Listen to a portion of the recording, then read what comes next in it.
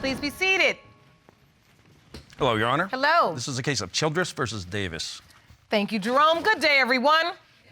Miss Childress, you've petitioned the court for a DNA test to prove to your fiancé that he is the father of your 3-month-old daughter, Isabella. You need today's DNA results in order to keep your family together. Is that correct? Yes, Your Honor. Mr. Davis, you stand here in court hoping and praying that you are Isabella's biological father, but say you have medical evidence which may prove otherwise. And if that's not enough, the plaintiff's very own mother says you are not the father. Is that correct? Yes, Your Honor. So, Ms. Childress, explain why today's results are so important to you. So I can prove to my fiance, my mother, my family, and not only his family, but everybody who doubts that that is his daughter. And I'm just ready for him to have that peace in his heart and in his mind, to know that that is his little girl. Mr. Davis, you say you want nothing more. I see the tears in your eyes. Yes, Your Honor. I've been wanting to be a family man forever. And the day I found out that I was a dad, it changed my whole world. And to know that I have a little girl in my life, but not knowing whether or not she's mine, it hurts. It hurts deep. All I wanted to do is to be a father, but I have got to know whether or not I am the father of that little girl. What does it feel like to live with that doubt? It hurts. It hurts dramatically that I had so much faith in Samantha, and she broke that faith, and it now broke my heart. So as you look at Isabella, those beautiful pictures of you, what goes through your mind? That I want to be with her the rest of my life, spending the rest of my life making sure that she didn't make the same mistakes I did in life, no matter what that takes. And if I'm lucky, maybe she'll still call me daddy. Ms. Childress, Yes, Your Honor.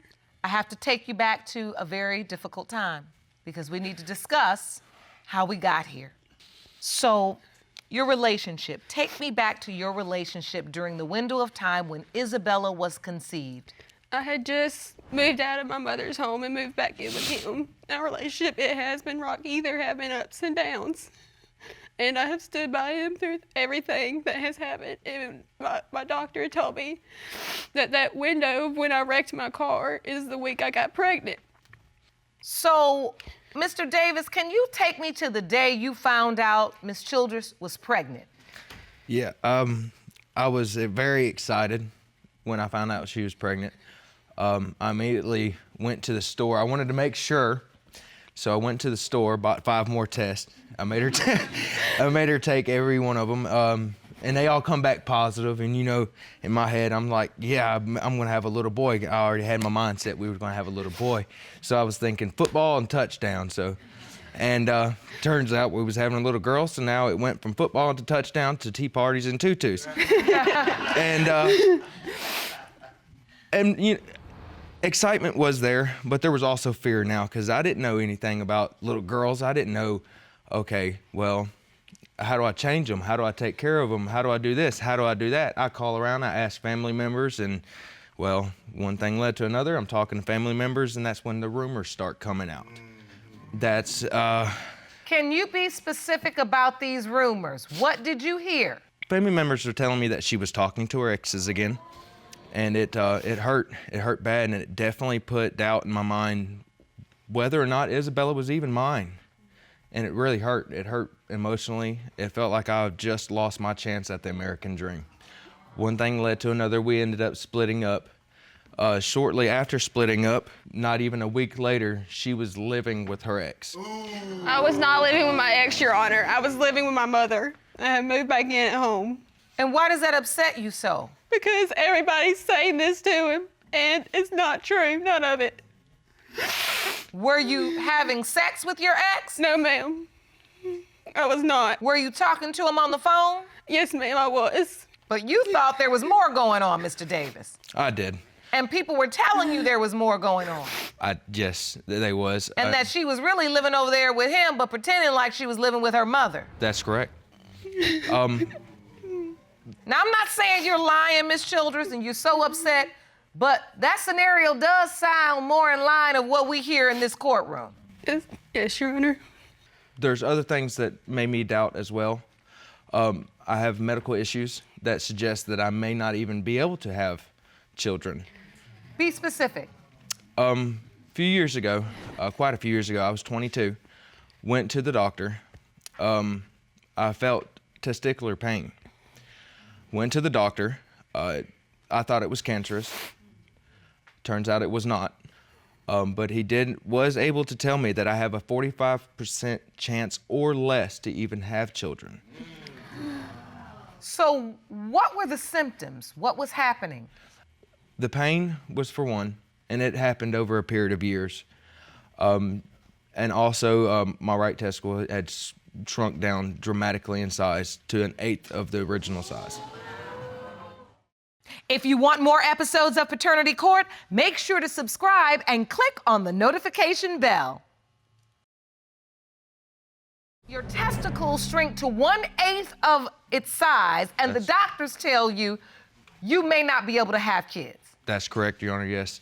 And that hurt more than anything, because I want nothing more than to have not only Isabella, but multiple children with Samantha. I plan on marrying this woman one day. I'd like to get more information concerning your medical condition. So I'd like to call on Dr. Jamila Gator. Jerome, can you please escort the doctor into the courtroom? Stand next to the judge. Okay. Hello, Dr. Gator. Hello. Thank you so much for joining us. We are here discussing the paternity of baby Isabella. You've been listening to the testimony. Mr. Davis has described a medical issue he's been experiencing where he says one of his testicles has been shrinking to almost 1/8 the size, and he's been experiencing pain. So as a result of this condition, Dr. Gator, do you believe there's a strong possibility that Mr. Davis may not be able to have children? The sperm is actually made inside of the testicular tissue. So if there's little testicular tissue, then that affects the sperm counts. Low sperm counts can definitely affect your ability to father a child. So this could very much play a role Yes. in his ability to father children. Yes. But it is a possibility that he still could very well father a child, be Isabella's biological father. I mean, if the other testicle is completely normal, doesn't have any damage or atrophy to it, it could function normal, and then it could make up for the lack of the other testicle that's atrophied. So hearing that, Mr. Davis, does that give you hope, or does that just confirm in your mind what you've already been told, which leads you to have this doubt? It gives me hope that that little girl could be mine, because it only means the world if she is. Thank you so much for joining us, Dr. Gator. I really appreciate it. Thank Jerome, you. you may escort Dr. Gator. So now we've heard, Mr. Davis, that there is hope, that this condition may not preclude you from fathering a child. But you say there is still more doubt. There is. Can you talk about that? It's her mother, the day that she was in labor. After speaking with the nurses, about 30 minutes later, I get a phone call from her mother. Her mother had told me to stop calling the hospital, that she has been put on a no-info patient list, and that if I made any attempt to come to the hospital, that security would be on standby to escort me off the premises. What? As well as telling me that I was not the father that the other man was. Why would your mother say this? My mother hasn't really liked him as much because of our rocky relationship and the issues we have had. But I'm hoping this will help in their relationship for my mom to finally have the peace and let me have my family together, which is something I want more than anything in this world, because I can't wait to marry him. Well, I'd like to understand more about why a mother would basically block her grandchildren from their potential father. Jerome, will you please escort Miss Heitch into the courtroom, please?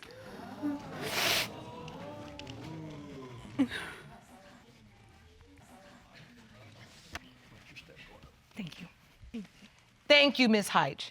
Thank you. Ms. Heitch, we've heard some very concerning testimony. Yes, ma'am. Do you believe Mr. Davis is Isabella's biological father? I'm really no. I don't believe that, and I have a reason. Right before she got back together with Mr. Davis, she was dating another gentleman, and I mean it was very, very quick. And this guy broke up, and a week later she was with Mr. Davis, and then next thing I know, she's pregnant. Did she ever tell you the other guy was the father? She never, she never said it, but I suspected they were, having relations. No, So you're not, Your Honor. We were not at all. They were having relations. No. I'm scared to ask, how do you know? But I need to know, how do you know? Oh, she tells me everything. Right before they got back together, before she got pregnant, that's, before I found out she was pregnant. Yeah, they were having relations. What is happening here? I have no idea, Your Honor. I couldn't even believe my mom would say that when none of that is true. Your Honor, I love my daughter. I really do.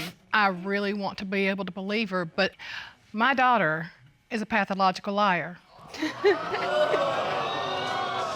And the problem is that if it turns out that Mr. Davis is not the father of this baby and they break up, the baby is more than welcome to come stay with my house, but Samantha has burned her bridge and she's not allowed there.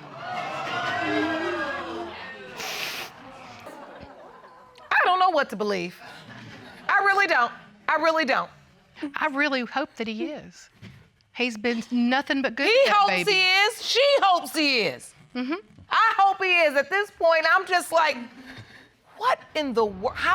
How can life get this complicated? You all are so young. It's a mystery, yeah. I mean, really. And what if he isn't? Miss Childress, do you know who is? Yes, Your Honor, I would.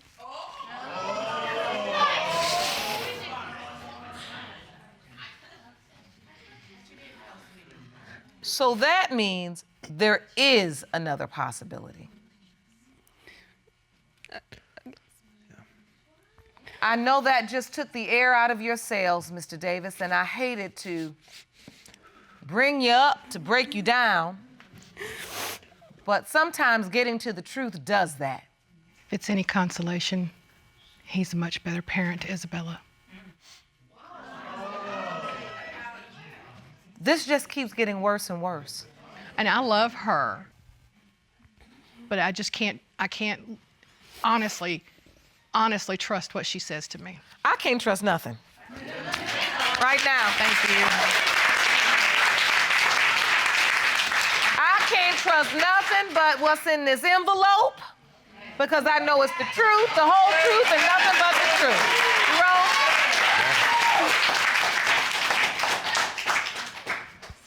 Just too many stories.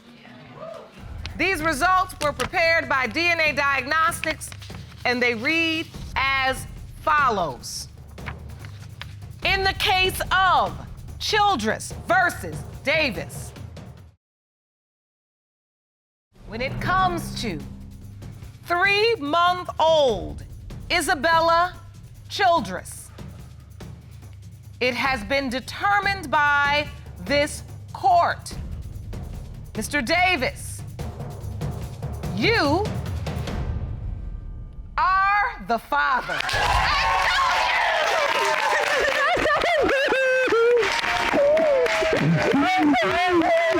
I go hug them? Can I hug them? Okay.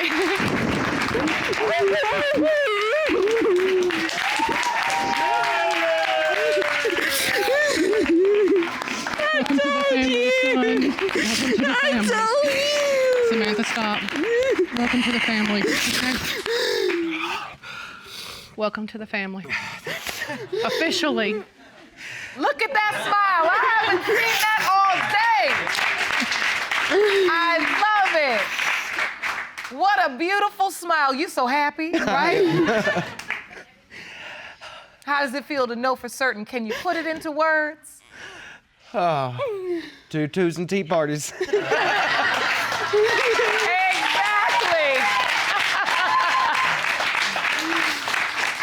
Get ready, Daddy. You're gonna have your nails painted, toenails, everything.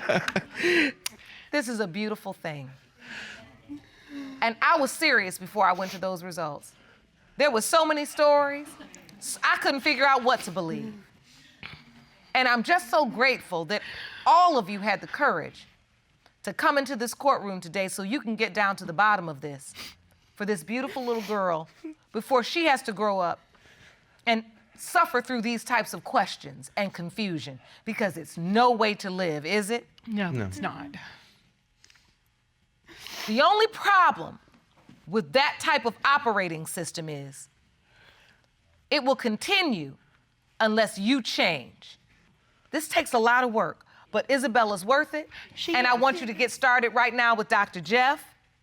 And I want you to be honest about what you feel, what you've been through, what you've done, and most importantly about what you want, so he can help you figure out how you can get there. I wish you all the very best. Court is adjourned. Thank you, Your Honor.